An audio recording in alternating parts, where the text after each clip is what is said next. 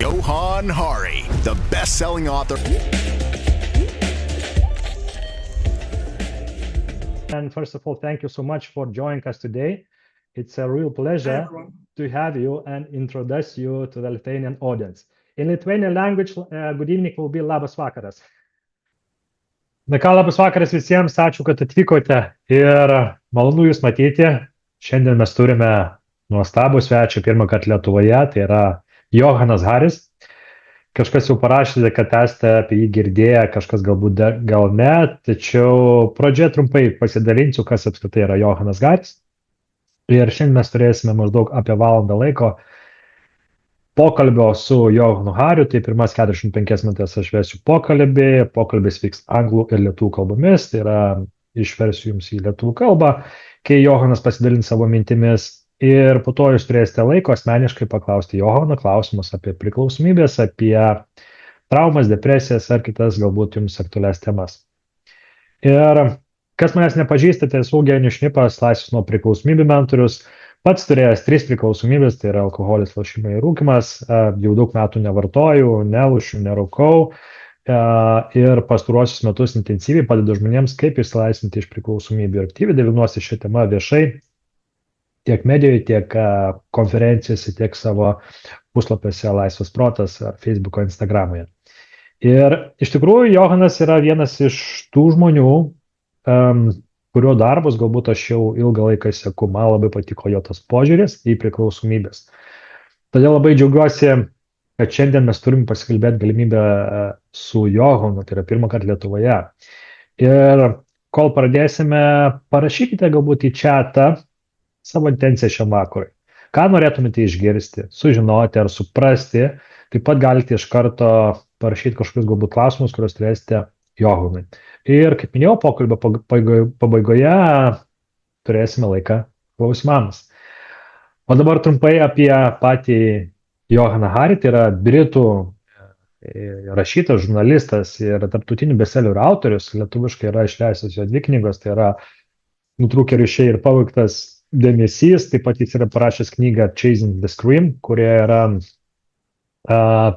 daug naudingos informacijos apie priklausomybės, priežastis ir kaip jis kalbino ekspertus priklausomybė visam pasauliu, tuom ir pasidalino toje knygoje. Tai taip pat pagal šią knygą buvo ir sukurtas serialas The Fix, kurį pristato su Samueliu L. Jacksonu aktorium. Tai va, jis buvo vienas iš prodiuserių.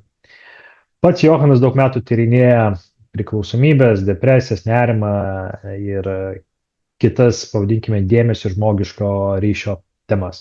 Tai va, jo TED toksai pranešimas sulaukė milijonai peržiūrų.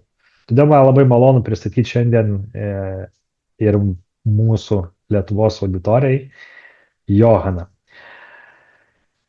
So Johann, first of all, thank you very much for joining us today. It's a real pleasure to have you here and to introduce you to the Lithuanian audience. In Lithuanian, good evening would say labas vakaras. Excellent. So my partner, I don't know if I told you this, my partner is Estonian, so I just spent a load of time in Estonia. Estonian, tere. in Estonian tere. So we are small countries, but our language is different. Our more similar language. Different. It's weird, yeah. The language more similar to Finnish, yeah. Because other family, our language more similar to Latvian language, Baltic countries. So, Johann, firstly, I want to tell you how I discovered actually your work. So I think the first time I saw you was maybe 5 years ago or 4 years ago.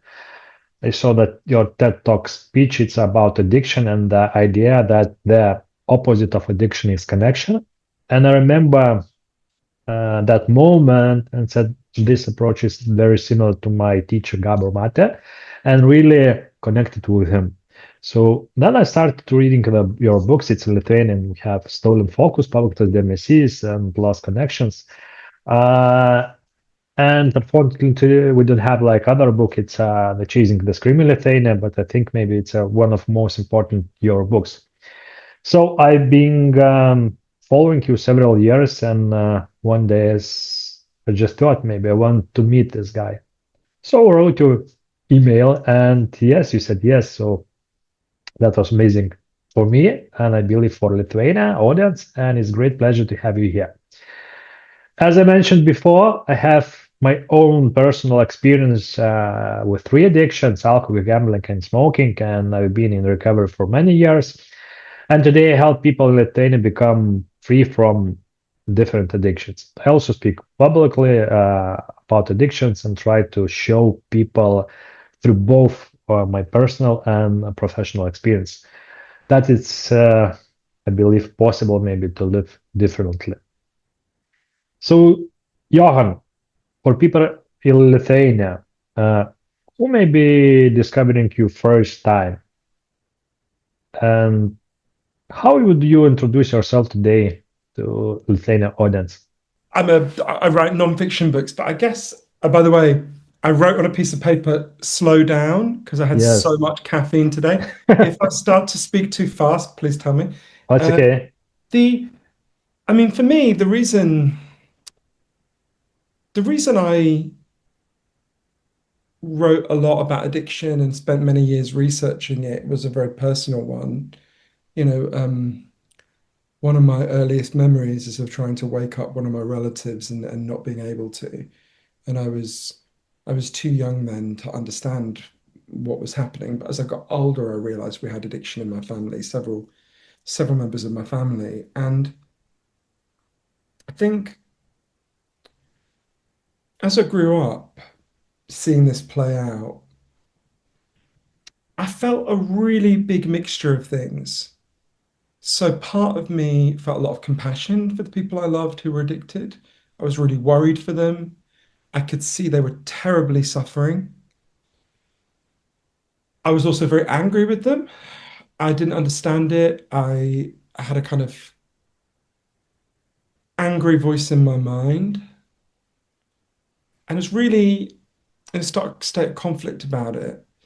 And then 15 years ago, when I started to work on the book you mentioned, I think I just I felt that nothing I did was making any difference. I didn't know what to do. And we were coming up to, in Britain, 100 years since drugs were first banned, and we kind of went to war against people with addiction problems. So I sat in my apartment in East London and I wrote a list of questions.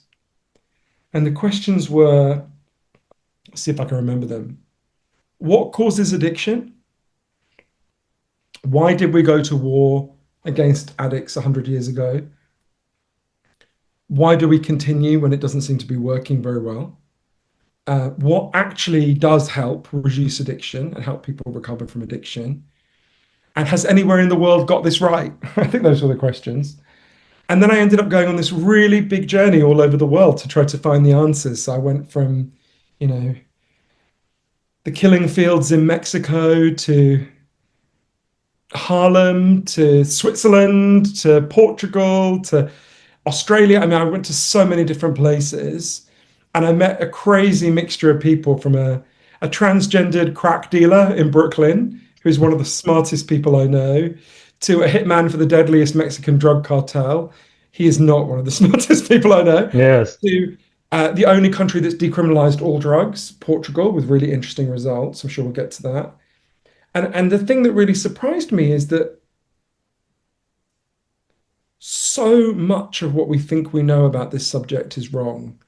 Drugs are not what we think they are. Addiction is not what we think it is. The war on drugs is not what we think it is. The alternatives to the war on drugs are not what I think they are. And it was very challenging for me, because when you grow up seeing something. You grew up where, in Scotland or? Yeah, I grew up in London. My mother is Scottish. She gets very angry, my mother, if I call myself English. Okay. When I was a baby, we moved to England, but Scottish people do not like the English, so she gets very angry if I. Whenever she's really angry with me, she'll say, "Oh, is that my English son? Is it?" But growing up seeing this, I thought I knew what I'd seen. And on this journey to work on Chasing the Scream and later Lost Connections, I realized, I didn't understand what I'd seen at all. In fact, what was happening in my life was very different to what I thought it was in all sorts of ways. Yes. Okay. Johan, I will say something in Lithuania, okay, Mhm. and then Sure. we can continue. Okay, thank you. Taigi Johanas trumpai prisistatė ir papasakojo, kokia yra jo patirtis ir kas paskatino jį pradėti gilintis į šias temas priklausomybės. Na, svarbiausių tai buvo jo asmeninė patirtis, asmeninė istorijos dalis, tai yra priklausomybės patirtis jo šeimoje ir artimoje aplinkoje. Jo vaikystė buvo nemažai sunkių patirčių. Ir tuomet jam pradėjo kilti klausimas, kodėl žmonės tampa priklausomi, kas iš tikrųjų sukuria priklausomybę.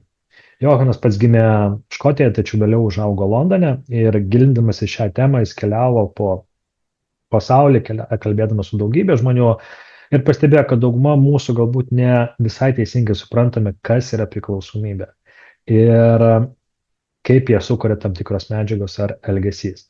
Todėl jis nusprendė tyrinėti šią temą giliau ir taip gimė knyga Chasing the Scream, kurioje jis nagrinėja priklausomybės ir jų požiūrį į tai.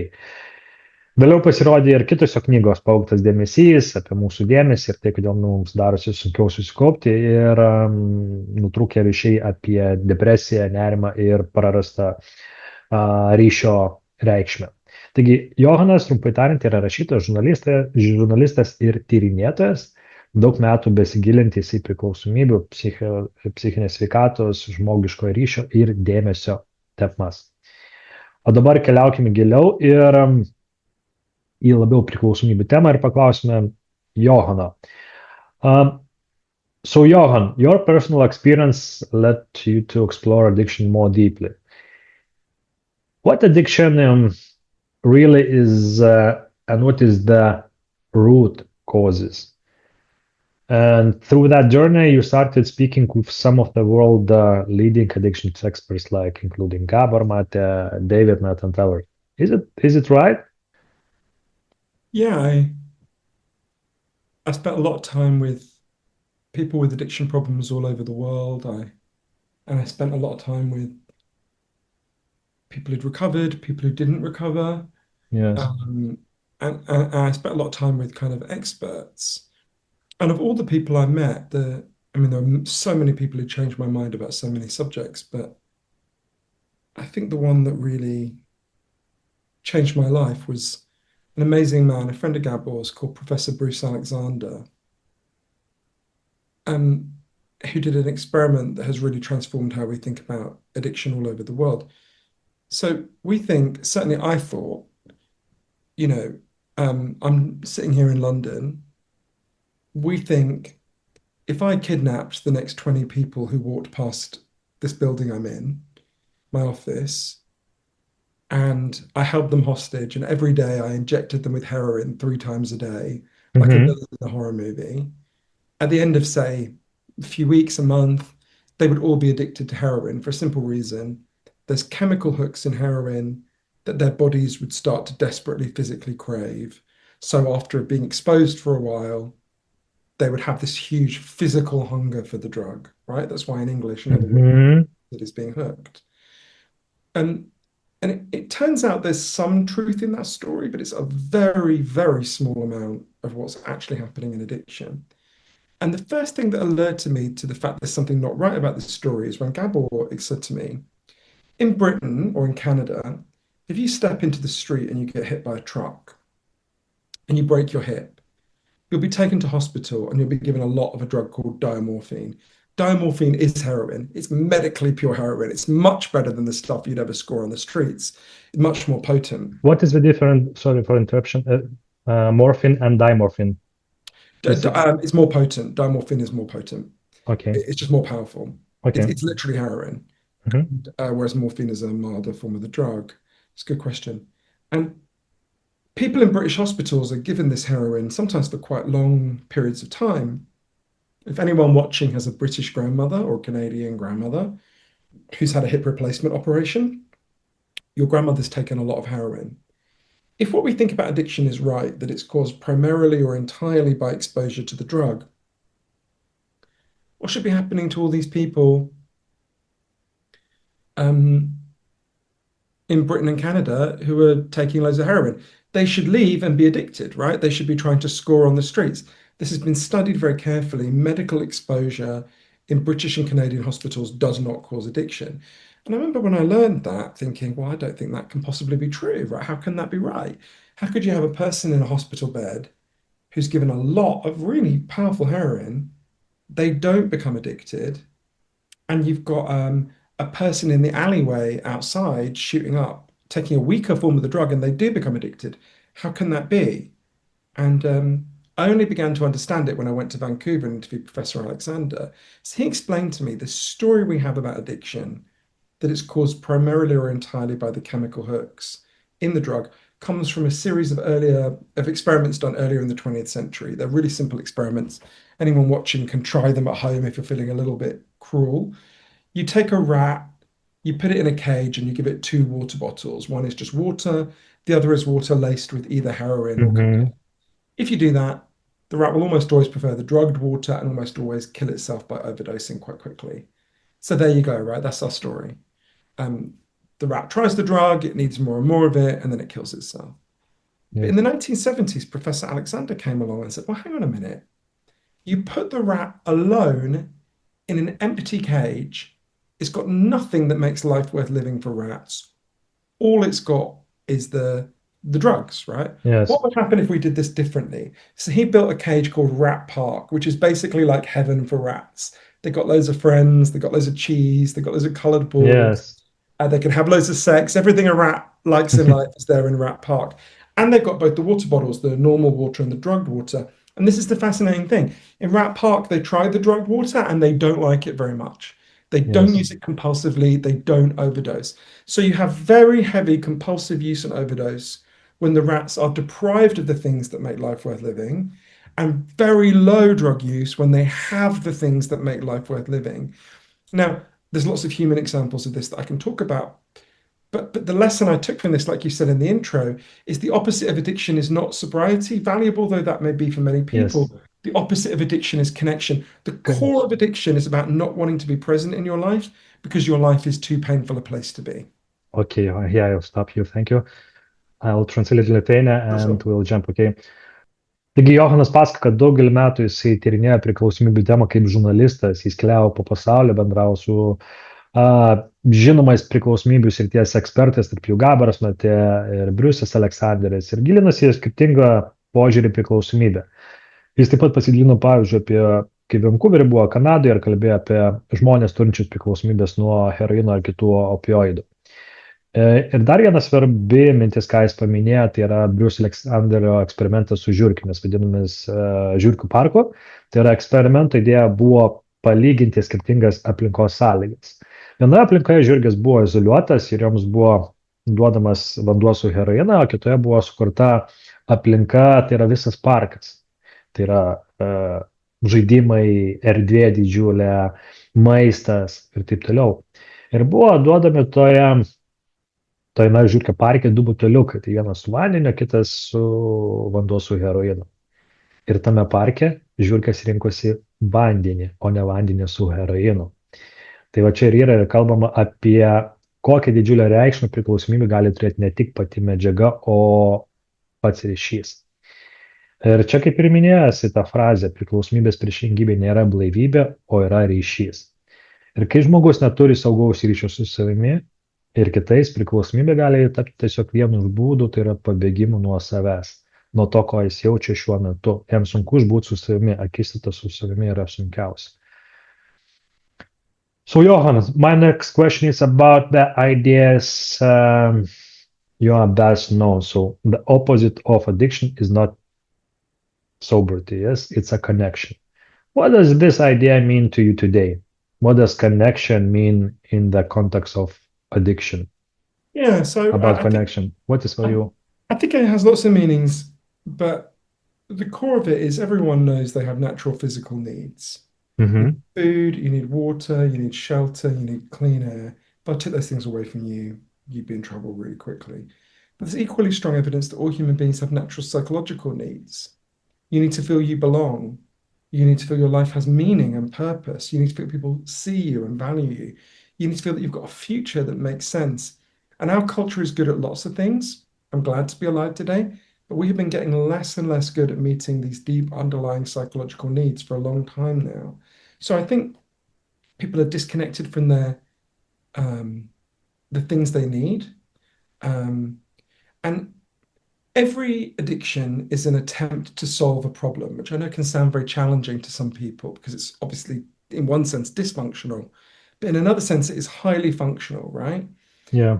If you are in profound pain and heroin or alcohol or gambling or whatever it might be takes you out of that pain, even for a moment, that is a solution to your problem. Now, it's almost always not a good solution to your problem for obvious Yes. reasons, but it is an attempt to solution, and it's our job to help people have better solutions to their problem. A key part of solving addiction is about helping people to find better solutions, right? Just punishing people and shaming people actually deepens the problem. You know, the war on drugs is based on the idea addicted people are just indulging themselves, they're partying too hard, so we need to inflict pain on them in order to make them stop. But actually, pain is the cause of addiction. Pain is the driver of addiction. So inflicting more pain actually makes the problem worse, right? Whereas helping to reduce the pain and solve the underlying problems, which is not easy, over time can help reduce addiction. Okay, perfect. So I will continue in Lithuanian. Sure. Okay, thank you. Taigi ryšys. Ryšys reikalingas mums visiems. Mes turime bazinius fizinius poreikius. Mums reikia maisto, mums reikia vandens, stogo virš galvos. Tačiau lygiai taip pat mums reikalingi ir emociniai poreikiai. Mums reikalingas saugus ryšys su kitais žmonėmis. Ir kaip jis ir mini, kad vienas svarbiausių mūsų poreikių iš tikrųjų nuo pat vaikystės yra prisirišimas ir autentiškumas. Tai yra galimybė mums būti priimtiems tokiems, kokie mes esame iš tikrųjų. Ir žmogų ryšys visada buvo labai svarbus. Nuo senų laikų žmonės kur gyvendavo gentyse. Todėl, jeigu žmogus negyvena gentyse, jis pradeda galvoti, kažkas yra blogai su juo. Kalbant apie priklausomybę, ką jis minėjo, kad žmogus dažnai bėgo nuo skausmo, neturėdamas saugaus ryšio su savimi. Priklausomybės apibrėžimas, kai žmogus bėga nuo savęs, neturėdamas saugaus ryšio su savimi. Ir Johannas taip pat paminėjo labai svarbią mintį, kad priklausomybė sukelianti medžiaga ir elgesys tampa tiesiog įrankiu. Tam skausmui trumpam numalšinti. Tačiau ilgainiui pats tas elgesys gali sukelti dar daugiau skausmo. Ir taigi vienas iš svarbiausių temų, kalbant apie priklausomybę, yra skausmas. Ir apie skausmą bei jo ryšį su priklausomybė ir kalbėsime truputį vėliau. Johann, before we move on, I want to give a little context. So, for example, we have a significant addiction problem in Lithuania, particularly alcohol, codependency, gambling, scrolling, and other addictions. What do you think society misunderstands about addiction, most about addiction? What maybe are some of the biggest myths or mistakes in the way people think about it? Well, there's so many. That punishment solves the problem, that the main issue is the drug itself. I mean, think about gambling addiction, right? Yes. Gambling addiction is really interesting. If you know very well from your own experience, Yes. if you go to a meeting of Gamblers Anonymous, everyone there is just as addicted as the people in Narcotics Anonymous and Alcoholics Anonymous further down the corridor. Yes. But you don't inject a pack of cards, you don't snort a roulette wheel, right? Yes. If you can have all of the addiction, but none of the chemical hooks, which is true of gambling, there's no chemical hook in gambling. Yes. That tells you something about the nature of addiction. Now, chemical hooks can play a role in addiction. They can make it worse, to be sure. But I think gambling addiction, actually, David Nutt, who's a British expert on I know drugs, what it is. Yeah. David said to me once, gambling addiction tells us something really pure about addiction, which I think is really interesting. That actually, precisely for that reason. So there's just so many misconceptions about addiction. So from my personal experience, yes, I've been had the addiction with gambling. It's I would say more stronger than addiction from alcohol. Interesting. Because yes, like you're losing like your values. You can steal, you can lie, you can do everything. Like compared with alcohol, okay, you have a values, you have maybe family, etc. And you're like a zombie, like you're losing your time, energy, and so on. So like obsessive behavior. That's so interesting. And I spent a lot of time My next book is about Las Vegas. So Okay. And someone I got to know really well in Las Vegas and wrote about, who unfortunately was horribly was murdered. Okay. Was a real gambling addict, and it was fascinating. I spent so many nights watching him in the casinos in Vegas, and it was so interesting watching him. And it did feel like a very pure addiction, you know, the hope, the way that when he was in the zone, you could see he just wasn't present with his pain and distress. It was just the purity of the experience of gambling for him, and the hope it gave him, even though the hope was, you know, misplaced. Okay. It was so interesting, yeah. Yes. Dabar trumpai papasakosiu lietuviškai, apibendrinsiu, ką sakė Johannas. Aš jo paklausiu, kokia jo nuomonė yra viena didžiausių klaidų ar mitų, kurios turi žmonės galvodami apie priklausomybės.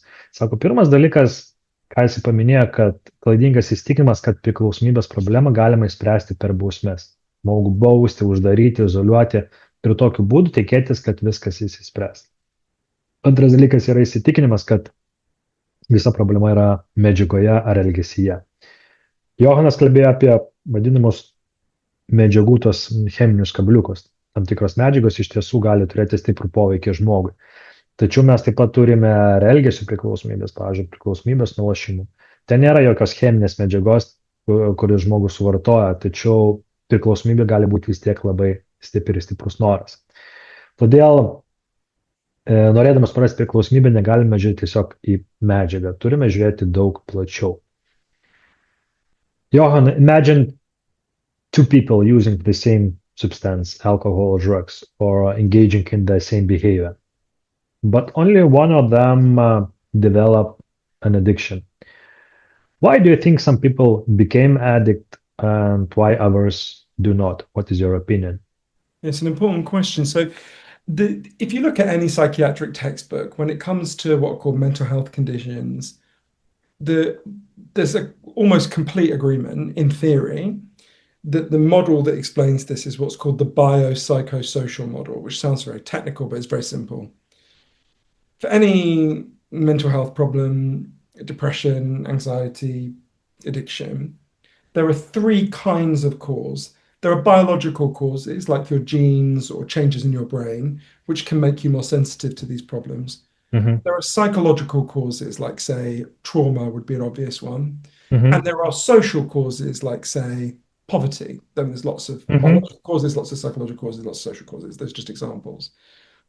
And in any individual with addiction, to some degree, those problems will play out. The way I picture it is like a bathtub with three taps. For some people, the psychological tap might be really high. Maybe you've had terrible trauma. The social tap might be really high. Maybe you've had terrible poverty or some other problem. And the biological tap might be low. For other people, the combination might be different. But it all flows into the same bathtub, and the water in that bathtub is you, right? Yeah. So different people will have different biology, different psychology, different social experiences, and those combine in unique ways in any one individual, right? So it's not, you can't sort of go, oh, this person is poor, therefore they'll be addicted, or that person's abused as a child, they'll be addicted, or this person had a mother who was an alcoholic, therefore they'll be addicted. It's about the combination of these factors, the unique combinations of these factors in different individuals. Yes. And crucially, we can change those circumstances, right? We can help people psychologically recover. We can help people change their social circumstances. And to some degree, we can help people biologically change as well. So we can change each of those factors, but it's about paying close attention to the individual and relating it to the best science about these three other kinds of factor. Okay, yes. Totally agree with you. Just can you a little bit add about like biological things about genes? Because as Dr. Gabor Mate, he mentioned that there are no genes that show you that you'll be addicted. There are some genes that show you that you can have like a sensitive gene, but it's not like addiction gene.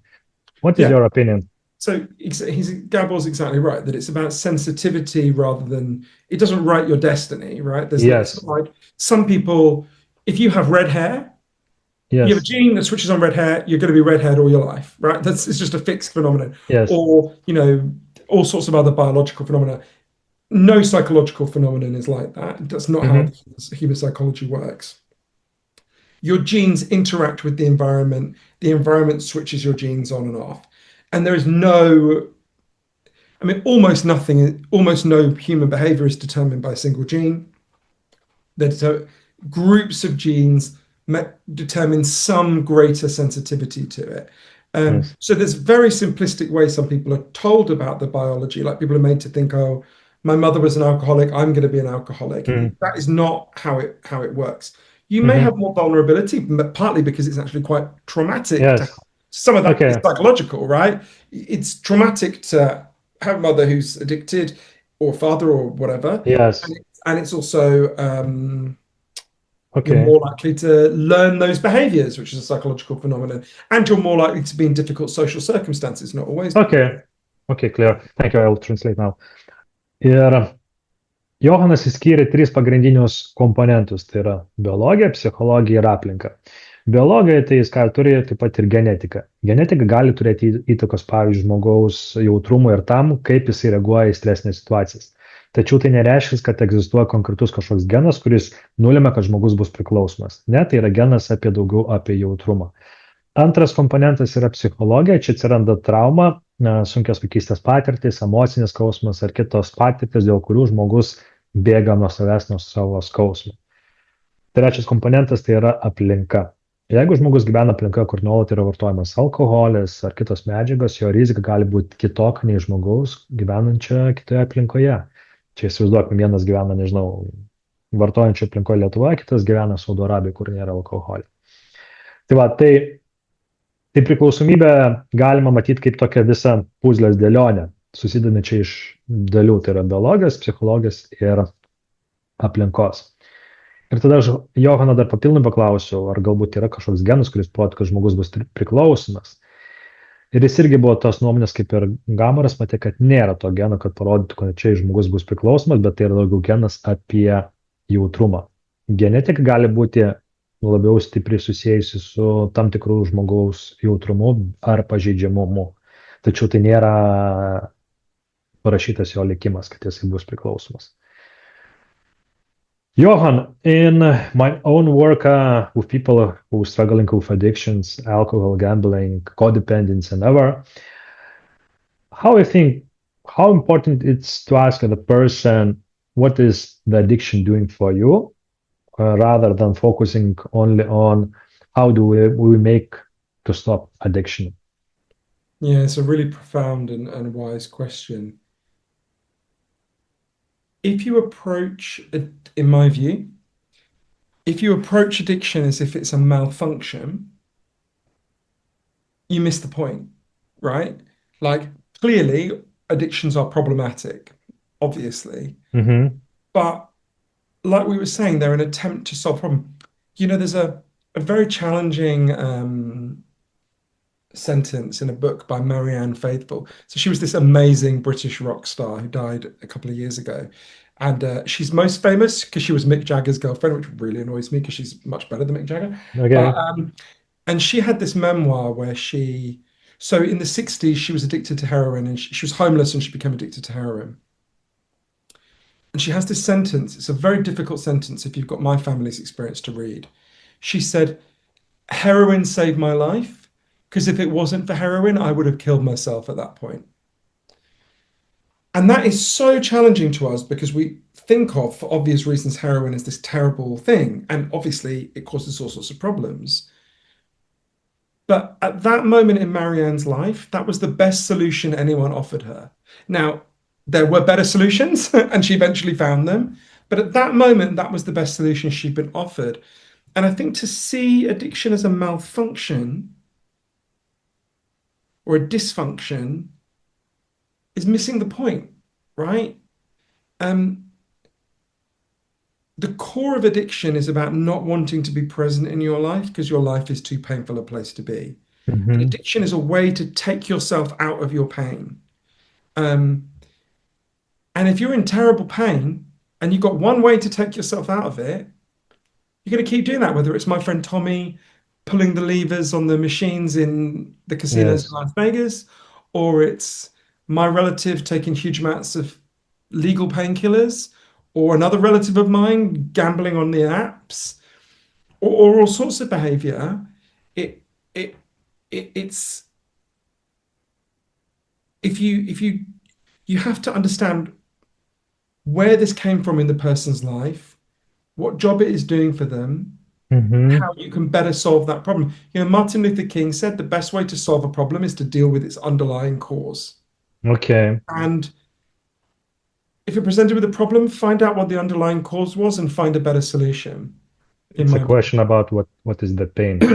Okay, I'll jump to the Lithuanian language. Aš Johano paklausiau, kodėl svarbu žmogaus klausti ne tik kodėl reikia žmogų nustoti vartoti, bet ir ką žmogui tai užpildo, ką duoda gyvenime.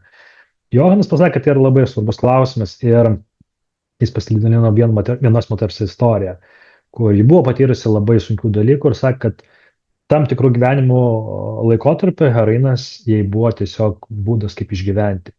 Ir pasak jos, jeigu nebūtų turėjusi heroiną, jinai būtų nusižudžiusi.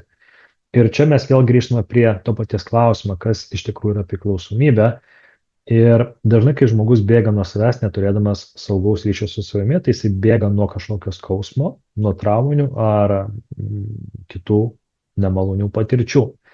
Todėl, jeigu mes susifokusuosime, susikoncentruosime į tai, kad žmogus nustos tiesiog vartoti, bet nesuprasime, ką jam skauda, tai neįspręs pačios problemos. Tai galite įsivaizduoti, kaip einu pas dantistą, man tvarko dantį ir sako dantistė, kad Eugenijau, tau reikės tvarkyti šaknį, bet aš sakau, uždėkite man plombą, kažkaip išgyvensiu. Taip, kažkur trumpam laikotarpiu aš galiu išgyventi, bet ilgainiui man vis tiek reikės tvarkyti šaknį. Todėl svarbu klausti ne kaip sustabdyti priklausomybę, o labiau reikėtų klausti, kokį skausmą šį priklausomybę padeda žmogui ištverti, ką skauda, o ne kodėl priklausomas turėtų būti klausimas. Johann, what role do trauma, childhood experiences and emotional pain in addiction? It plays a big role for lots of people, but in a complicated way. One of the people I learned the most about from this is a guy called Dr. Vincent Felitti. So just tell you his story if it's okay. Yes. So in the early 1980s, he was approached by Kaiser Permanente, who are one of the big not-for-profit medical providers in California. And they said to him, look, we've got a problem and we don't know what to do about it. And it led to a breakthrough in how we understand addiction, although for a minute you're going to think, what the hell is Johann talking about? What's this got to do with it? Bear with me. So they said to him, Kaiser Permanente said to Dr. Felitti, we've got a problem with obesity. Obesity was hugely rising at the time.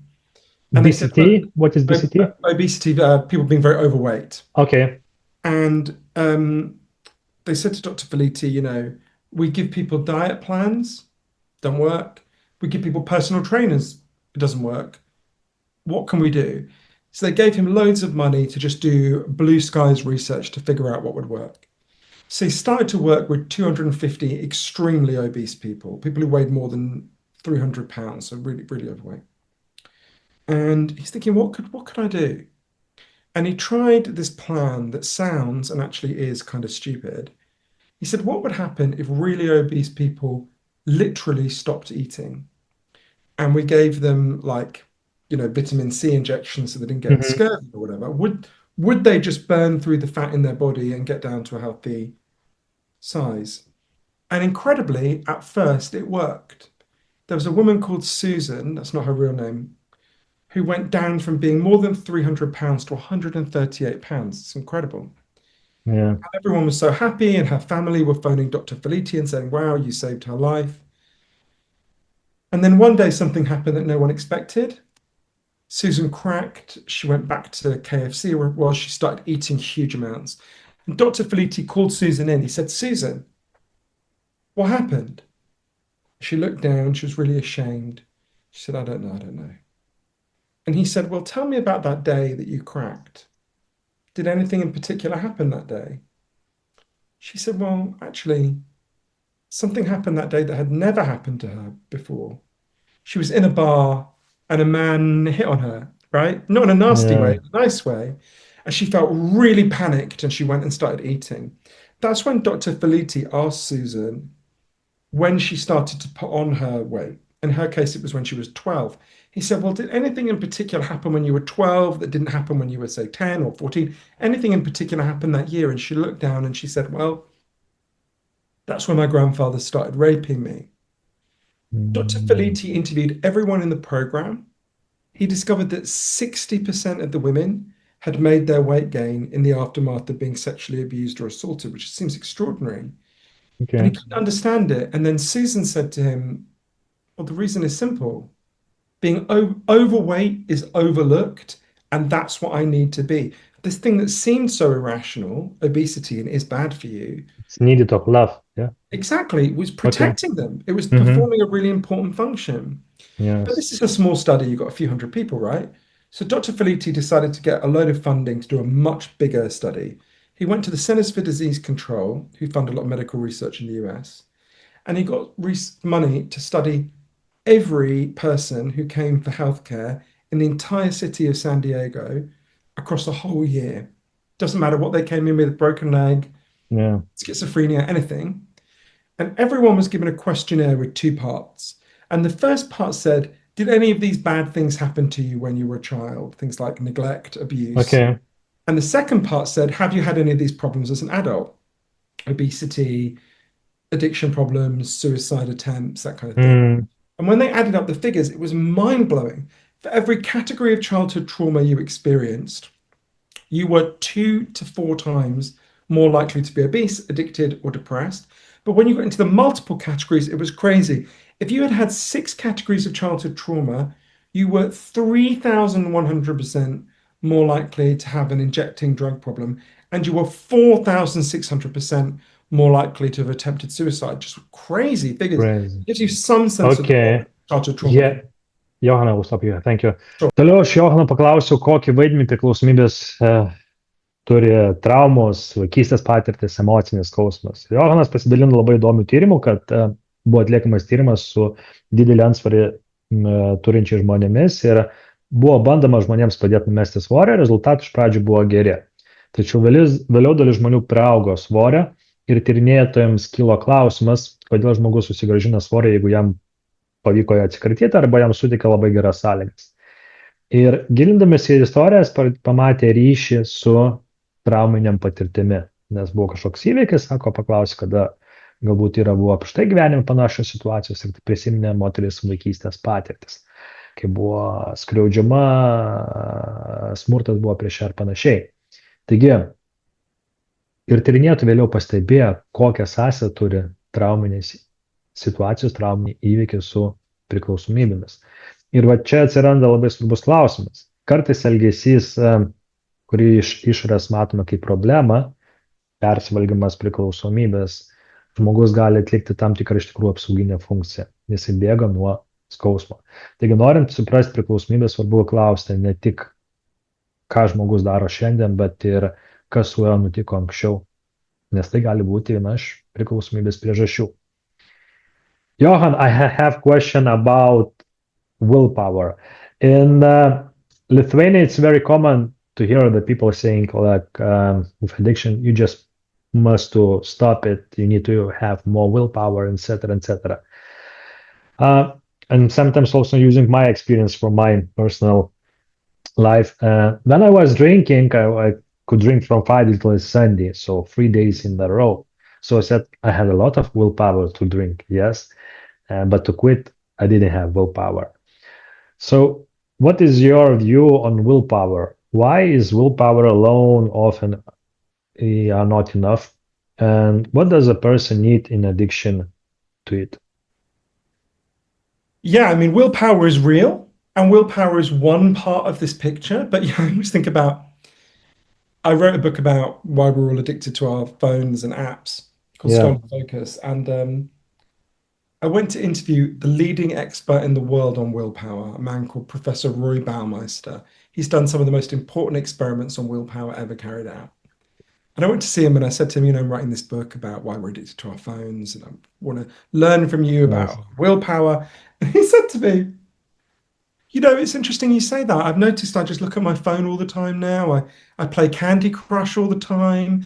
Yeah, it's interesting. And I was like, what? Like, You're the leading expert on willpower in the world, and you sit there playing Candy Crush all the time.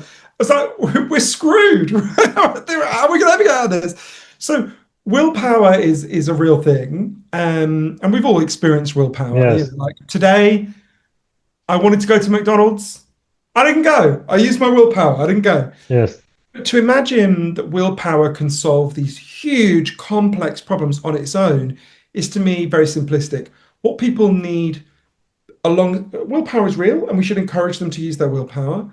But alongside that, you need recovery from your traumas. You need practical support. Think about, to give an extreme example, imagine you live under a bridge, right? Mm-hmm. You live under a bridge. You're not going to recover from your addiction while you live under a bridge. Yes. What you need is housing, right? So think about what happened in Portugal. In Portugal, they had a huge drug problem. 1% of the population was addicted to heroin. For years, they lectured people to use their willpower. The problem just got worse. And then they decriminalized all drugs, and they took the money they used to spend on screwing people's lives up, arresting them and shaming them, and then spent all that money on really practical help for them. Housing, job support, that kind of thing. And what happened? Massively reduced overdose deaths, massively reduced addiction, massively reduced HIV transmission. And they went from having the biggest drug problems out of the 27 countries in the EU. There was 27 then, because my country had not gone mad. And they went from being number one in drug problems to number 27, right? Okay. So, you see this everywhere. If you just lecture people on willpower, your results are not very good. If you punish people, you make it worse. If you give people practical help, you begin to help turn it around. Yes, okay, thank you. Toliau kalbėjome apie valią ir kiek iš tikrųjų jinai svarbi yra priklausomybė. Johannas pasidalina apie žmogų, kuris pats buvo parašęs knygą apie valią ar savikontrolę, ekspertas, pavadinkime tos srities, buvo susitikęs ir tas pats žmogus buvo įnikęs į telefoną, į žaidimus ir kitus dalykus. Ir tai gerai parodo, kiek iš tikrųjų vien valios mums nepakanka, jeigu žmogus, kuris išmano puikiai apie valią. Ir kalbant apie priklausomybės, daug svarbiau, sako, žiūrėti plačiau į žmogaus traumas, į vidinę būseną, darbą su savimi, aplinką. Nes, sako, valia kas yra, ne? Jeigu kiekvieną dieną prieini pro McDonald'ą, vieną dieną galbūt gali nusipirkti, kitą dieną gal ne. Ir jis taip pat kalbėjo apie Portugalijos pavyzdį, kur buvo didžiulė narkotikų priklausomybių problema ir buvo pakeistas požiūris į tai, kaip padėti priklausomiems žmonėmis. Tai va, pagrindinė mintis yra ta, kad jeigu, kaip visuomenė sakysime, kad žmogui reikia turėti daugiau valios, tiesiog nustok, tai priklausomybių problemų mes neįspręsime. Jų kaip tik daugės iš tikrųjų. Valia yra svarbi, tačiau jinai yra tiesiog viena nedidelė dalis visoje priklausomybių dėlionėje. Johann, so this will be my last question before we move to questions from the audience. Imagine maybe somebody is watching our interview who is struggling with addictions and addictions, let's say. And what would like to say to this person, or maybe advice? What could be the first step to recovery, to change his habits? What would be first steps for him? There's this really interesting British psychologist called Lucy Johnson, who's a friend of mine. You should talk to her, you really like her. And she argued, for a long time, we've had this model in the West, which has obviously spread to the former Soviet bloc after the fall of communism. Not that there were good models under communism either, obviously, but where it's called diagnosis, right? So we took this concept from tropical diseases. If you've got malaria, say, a doctor can do it, see if you've got malaria. Okay, I diagnose you with malaria, I'll give you this medicine, the end. It's a really good model for tropical diseases. We've taken that model and applied it to human pain and suffering. It is not a good model for human pain and suffering. To stand above someone and say, I am the expert and I will tell you what's wrong with you, does not work. So if I was confronting someone with an addiction problem, as happens to me very often, if I was talking to people with addiction problems, I would start by listening to them very carefully.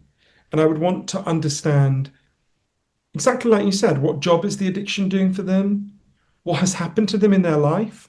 What help do they think they need? Because they're the experts on their own lives.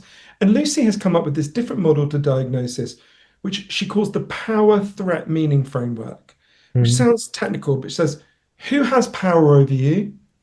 What threats have you faced in your life? And what meaning have you been able to build out of your pain and suffering? Okay. And so those would be some of the questions I would start to ask, but I would want to really pay close attention. I don't think there's one thing that's an answer for everyone. I think addiction is complicated. Lots of things lead to addiction. And I would really want to pay attention to that individual and listen to them and try to understand what they feel they need to help them solve Okay, the what problem. fulfill for them, yeah. So, like shortly, if we say like first like step could be to understand what is the fulfillment of like addiction. First, second, it's a connection to find connection with yourself. Yeah. Yeah. Okay. Even if you think of one way of thinking about addiction, there's Yes. a guy in Amsterdam called Peter Cohen who Yes. says we shouldn't call it addiction, we should call it bonding. When your Okay. life is going well, you bond and connect with other people, Yes. with work, with meaning. But if you can't do that because you're traumatized or beaten down or cut off, you will bond with something that gives you some sense of meaning, which might be gambling, might be Mhm. video Yes. games, might be heroin, might be Mhm. alcohol, whatever it might be. But human beings need bonds. Bonds, So it's about yes. helping people to build healthy bonds. Okay. Aš jų paklausiau, dabar galbūt kažkas iš aplinkos turi kažkokių galbūt iššūkių ar problemų su vartojimu, medžiaga ar elgesiu, koks būtų patarimas Johanno. Tai yra pirmas dalykas tiesiog suprasti, ką užpildo priklausomybė. Antras dalykas labai svarbu atrasti ryšį su savimi ir su kitais žmonėmis. Priklausomas žmogus dažnai sukuria stiprų ryšį su medžiaga ar elgesiu ir galima sakyti, kad jis tarsi susibičiuliauja su alkoholiu, su kažkam narkotiniam medžiagom, lošimas ir taip toliau. Ir jis paminėjo taip pat, kad vienas pagrindinių žmogaus bazinių poreikių yra ryšys. Mes esame socialios būtybės. Tai yra priklausyti kažkai bendruomenė ir genčiai.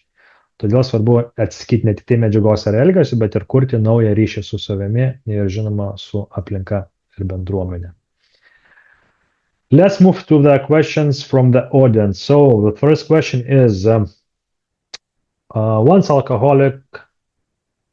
alcoholic, always an alcoholic. Is there really no such thing as a former alcoholic?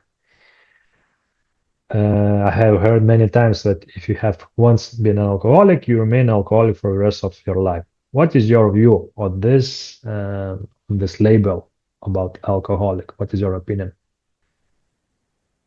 It's a really interesting question. I'm less interested in the word alcoholic than I think it's a deeper question, which is, can people recover from their addictions?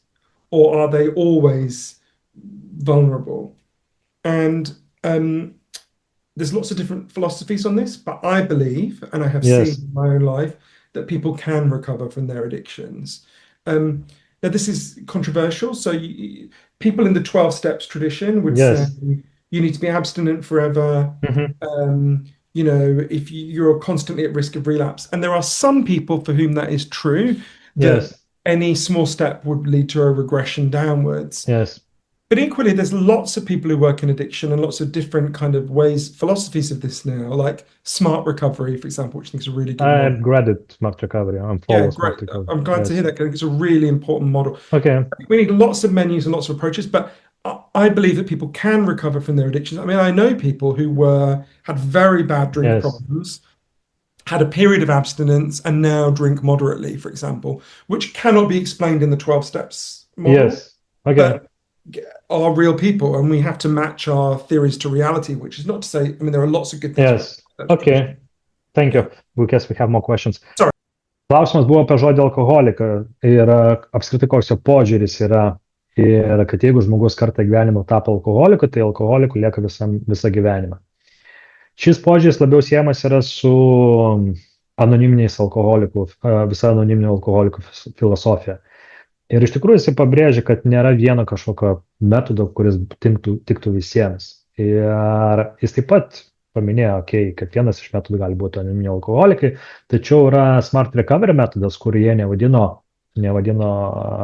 priklausomų žmonėmis alkoholikais. Taigi svarbiausias iš tikrųjų yra, kad metodas žmogui padėtų, nežalotų. Ir Johano požiūris yra toks, kad žmogus iš tikrųjų gali pasveikti nuo priklausomybės. Priklausomybė neturi tapti etiketė, kuri apibrėžia, kad yra likimas visam laikui parašyta kažkas ir taip toliau, įrėminta. Ir čia aš iš tikrųjų irgi pritariu šiai minčiai, nes nekartą esu sakęs, kad nėra vieno metodo tinkančio visiems, svarbu, kad tas metodas nežalotų. Ir svarbiausia atrasti tai, kas galbūt konkrečiam žmogui labiausiai tiktų, padėtų judėti ir išsilaisvinti iš priklausomybių. Johann, next question is, you are not a psychologist or a medical doctor, so how should people understand the conclusions you present in your books about addiction? What makes the evidence and conclusions you discuss? Can you please tell us? Yeah, so I was trained in the social sciences at Cambridge University. Mm-hmm. And I used that training to go and interview scientists. So I'm not an expert, I'm a journalist. Yes. I report on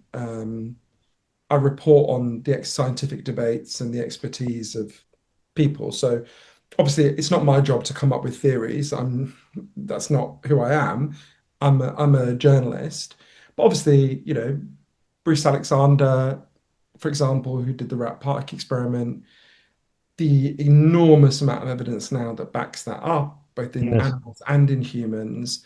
So obviously with everything I write about, I present huge amounts of evidence using my training at Cambridge in interpreting and reading social science to back it up. And where there is a big scientific debate, and lots of the things I say I report on are contested, I explain that there's a controversy and I explain the different perspectives. Okay, thank you. I explain what persuaded me. Yes, and I saw your it was Gabor Mata, also another one of the most David Nutt and all these guys, so they are professionals in their fields. Ir klausimas buvo apie tai, kiek galima pasitikėti Johanno pateikta informacija, nes jisai nėra gydytojas, nėra medikas, jisai yra kad žurnalistas, rašytojas ir tyrinėtojas. Johannas labai paprastai paaiškina, kad savose knygose, tyrimuose jis remiasi mokslininkų, gydytojų, kitų specialistų darbais bei pokalbiais su jais. Tarp tų specialistų yra žinomi žmonės, tai yra daktaras Gaboras Mata, Davidas Nuttas ir kitų priklausomybių specialistai, ekspertai. Taigi jo patikimas idėjas nėra vien tik jo asmeninė nuomonė, tai yra jis remiasi atliktais tyrimais, interviu su specialistais ir darbais. Ir taip pat pats, kaip ir minėjęs, turės asmeninės patirties su tom. Taigi, trumpai grįžtant apie ankstesnį klausimą apie patį alkoholį, tai kad žmogus gali pasveikti nuo priklausomybės, nereiškia, kad grįžimas prie alkoholio jam nebekels rizikos. Žmogus gali labai greitai grįžti prie seno vartojimo modelio. Okay, tai klausimas yra dabar, Johann, where is the line between addiction and moderate drinking? How do we recognize that boundary? The border is the motivation driving the individual. If you are drinking in order to avoid being present in your life, if you're drinking to block out your stress or anxiety or anger or whatever it might be, I would argue that is problematic drinking. If you're drinking to enjoy yourself and make life better, that's not a problem. I mean, unless you've got a liver problem or something. So it's the motivation is what draws the line for me.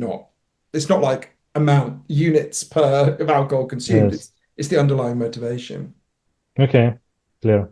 Kitas klausimas yra apie saikingą vartojimą ar priklausomybę, kada tai kur yra ribos ir panašiai. Johannas kalbėjo apie tai, kad labai svarbu žiūrėti ne tai, kiek žmogus išgeria, o apie ryšį su pačia medžiaga ar elgesiu. Tai yra, jeigu žmogus, pavyzdžiui, naudoja alkoholį kaip pabėgimą nuo savęs, kaip emocijų reguliavimus ar kaip ten savigėdai, tai jau kalba galbūt apie priklausomybę. Tačiau kartais išeina, tai nežinau, kartą į mėnesį, kartą į metus ir ten išgeria, tai dar nereiškia priklausomybę.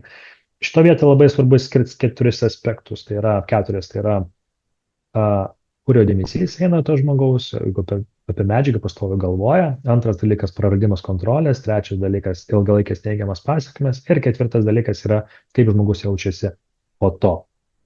Ir todėl svarbu klausti, ar žmogus kontroliuoja savo elgesį, ar jau elgesys pradeda kontroliuoti žmogų. Okay, we have another question in English. Johann, in the future, we'll be more struggling with addiction because the modern world gives us so many things to consume and so many ways to escape. Do you think addictions will become more common or less common in the future? What is your prediction? I think it's an important question. I think it's more how psychologically healthy will people be and do they need these escapes, right? So I think of it a bit like an analogy with COVID. If you had a healthy immune system, you were quite likely to survive COVID. If you were sick, if you were, say, obese or elderly, your chances were much poorer. And as a society, the question is, are we psychologically, do we have a good immune system? Are we connected to each other? Do we have meaningful work? Do we have a sense of values and meanings? If we build those things together, I think there'll be less addiction in the future. If we continue getting lonelier and more angry and disconnected, then we'll be more vulnerable to addiction. So I don't think it's about the external things that come along. I think it's about internally, what kind of society do we build up? That will determine Yes. the vulnerability to addiction in the future, in my Okay, view. thank you.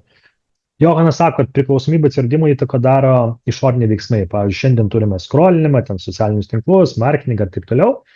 Tačiau svarbiau atsižvelgti yra į vidinius dalykus.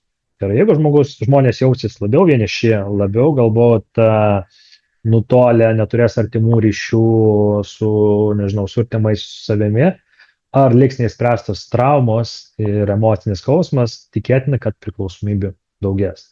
Medžiaga ar tam tikras elgesys tokiu atveju žmogų gali tapti būdų pabėgti nuo savęs ir savo vidinės būsenos. Todėl labai svarbu atsižvelgti ne tik į išorinį pasaulį, kurio mes tikriausiai nelabai galim pakeisti, bet labiau į vidinį pasaulį. Ir Johann, the last question is from a psychologist working with addiction. While researching and writing about addiction, what did you discover about yourself that you didn't expect? It's a good question. There are so many things. I think I really stopped being angry with the people I love who are addicted. I saw how counterproductive anger is. It's natural, by the way. I don't judge myself for having been angry. I don't think anyone who's got someone they love who's addicted, we should judge them. But it stopped. It really did stop for me. Like when I understood it more deeply, I could see where it was coming from. I could see its function. I was frustrated sometimes, but it really took away the anger. And I often say, for 100 years now, we've been singing war songs about addicts when we should have been singing love songs to them all along. And I really started to feel that. Mm-hmm. So it's a compassion. Yeah. Paskutinis klausimas buvo Johannui, ką jis pats netikėtų atrado apie save, tyrinėdamas apie priklausomybės. Tai Johannas pasidalino, kad kuo daugiau gilinasi į priklausomybės ir bendravo su priklausomybę turinčiais žmonėmis, tuo labiau iš tikrųjų keitėsi jo požiūris į juos. Jis suprato, kad nenori tų žmonių kaltinti, gėdinti, stumti, priešingai, jis pradėjo labiau juos priimti tokius, kokie yra ir stengti suprasti jų istoriją. Tai yra atjauta, kaip aš sakau. Ir vietoj klausimų, kas su tam negerai, jis pradėjo labiau klausti, ką tau skauda žmogau. Ir čia yra labai gražiai yra mintis, kad atjauta, kalbant ir dirbant su, jeigu turime priklausomus žmonės artimuosius, atjauta. So, thank you very much, Thank Johann. you, Eugenius, and thank you to everyone watching. I found this a really moving conversation. And I should just say, anyone who wants, you can, I write in both my books that are in Lithuanian about these topics if you want to learn more about it, but about what I think. But thank you so much. I really enjoyed this. Thank you very much. It was Lele. Okay, bye. Thanks, everyone. Bye.